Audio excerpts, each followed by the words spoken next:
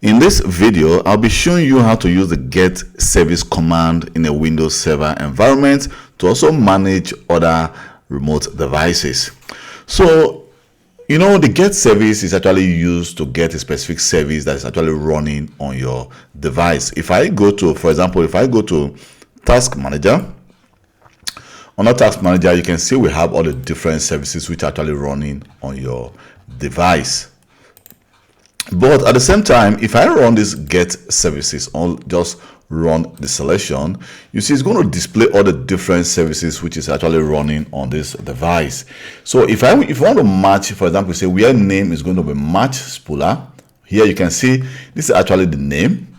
And if I decided to say, okay, you want to match to a specific name to see if that service is actually running or stopped. For example, if I go to S, here you can see we have the spooler which is running, that's the print spooler, but we can, instead of trying to check, like just scrolling down and check for a specific service, we can decide to clear the screen and then just search only for the print spooler. You can see right now is running. So we can also stop the service. We can actually search for where it actually spooler, then use the command stop service to actually stop the printer spooler service. So if I do stop and I check the status again of this spooler, you can see it has been stopped and it was actually running before now. Now we can decide to actually restart the service. You can see we're using the command called restart service, and then it's going to actually restart the service. We can also check for the status. You can see it is now running. But let me clear the screen. And now we can decide to say, okay, this is if I say enter host name here, you can see this is the DC01. That's my domain controller, that's my server.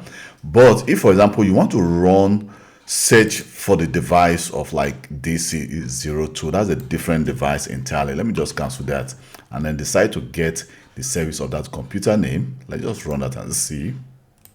So first of all, it actually need to check if that device is online, trying to actually ping that device, check the device online, and then get that service. So it takes a much longer time than actually you doing it directly for this specific device.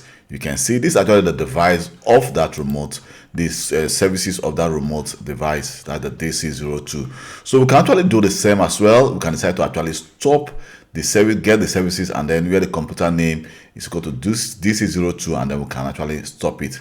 So, well, at the same time, I can decide to actually run for multiple devices. You can see I have two devices here. Let me clear the screen. I can decide to say, okay, well, I want to actually get the status where it's equal to running, and then export it to a CSV file in this location, which is called report. So let's try to do that and see what happens. So if I run the command, so you can see it's going to take some time. And then if we go back again, you can see that a file had just been created.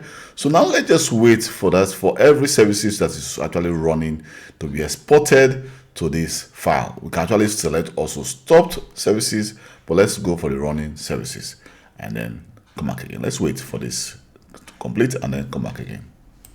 So now when the export complete, when I right click on the file and I click edit, here we can see the file we just exported. So you can see all the different services that is running on both the DC02 and the C01. So this is actually some of the cool command you can use by trying to get service of a remote device or get service of a specific device. And thank you very much for taking your time to watch this video. My name is Kelvin Johnson, and please, if you have any question, always try to leave a comment in the comment section of this video and subscribe to my YouTube channel for more IT related video. Bye.